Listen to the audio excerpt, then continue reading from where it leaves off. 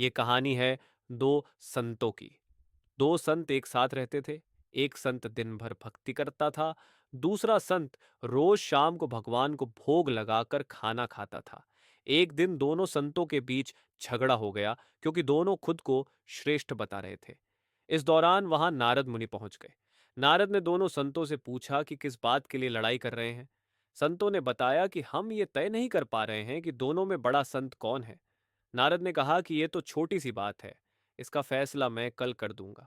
अगले दिन नारद मुनि ने मंदिर में दोनों संतों की जगह के पास हीरे की एक एक अंगूठी रख दी। पहले तप करने वाला संत वहां पहुंचा। उसने एक अंगूठी देखी और चुपचाप उसे अपने आसन के नीचे छिपाकर मंत्र जाप करने लगा। कुछ देर में दूसरा संत भगवान को भोग लगाने पहुंचा। उसने भी हीरे अंगूठी देखी, लेकिन उसने अंगूठी की ओर ध्यान नहीं दिया। भगवान को भोग लगाया और खाना खाने लगा। उसने अंगूठी नहीं उठाई। उसके मन में लालच नहीं जागा, क्योंकि उसे भरोसा था कि भगवान रोज उसके लिए खाने की व्यवस्था जरूर करेंगे। कुछ देर बाद वहां नारद जी आ गए। दोनों संतों ने पूछा कि अब आप बताएं कि हम दोनों में बड़ा संत कौन है। नारद ने तपस्या करने वाले संत को खड़े होने के लिए कहा। जैसे ही वह संत खड़ा हुआ तो उसके आसन के नीचे छिपी हुई अंगूठी दिख गई। नारद मुनि ने उससे कहा कि तुम दोनों में भोग लगाकर खाना खाने वाला संत बड़ा है।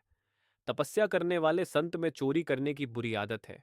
उसने भक्ति के समय में भी चोरी करने से संकोच नहीं किया, जबकि भोग लगाने वाले संत ने अंगूठी की ओर ध्यान तक नहीं दिया। इस कारण वही संत बड़ा है। इस कहानी की सीख ये है कि भक्ति तभी सफल होती है जब भक्त के मन में बुरे विचार न हो, भक्त बुरे काम न करता हो। जिस भक्त के विचार पवित्र हैं और जो बुरे कामों से दूर रहता है, सिर्फ उसे ही भगवान की कृपा मिलती है।